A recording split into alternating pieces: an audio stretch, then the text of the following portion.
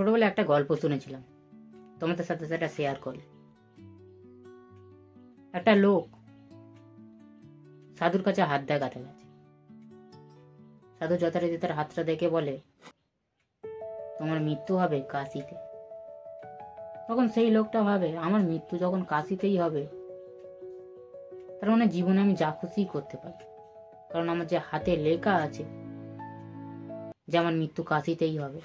সারা জীবনে বহুত কুকর্ম করেছে, বহুত খারাপ কাজ করেছে। হঠাৎ একদিন লোকটা অ্যারেস্ট হয়। তার কেস চলাকালীন জাজ তাকে ফাঁসির সাজা শোনায়। ফাঁসি হলে যার ফাঁসি হয় তার শেষ ইচ্ছা পূরণ করা হয়। তখন সেই লোকটাকে জিজ্ঞেস করা হয়, তোমার শেষ ইচ্ছা কি বলো? তখন লোকটা জানায়, আমি ওই সাধুর সঙ্গে দেখা করতে চাই।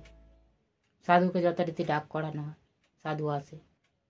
তখন সাধুটাকে মানে আসামিটা জিজ্ঞাসা করে, সাধু বাবা, আপনি তো আমায় বলেছিলেন যে আমার কাশিতে মৃত্যু হবে, ফাঁসির সাজা ঘোষণা হলো কেন?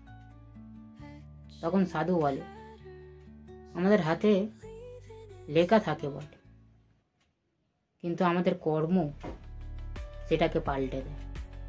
যেমন তোমার হাতে লেখা ছিল তোমার কাশিতে মৃত্যু হবে, কিন্তু তুমি এত কুকর্ম, এত পাপ করেছো যে তোমার পয়ের মাত্রাটা ফাঁকা হয়ে গিয়ে ফ হয়ে গেছে, তাই তোমার ফাঁসি হয়েছে।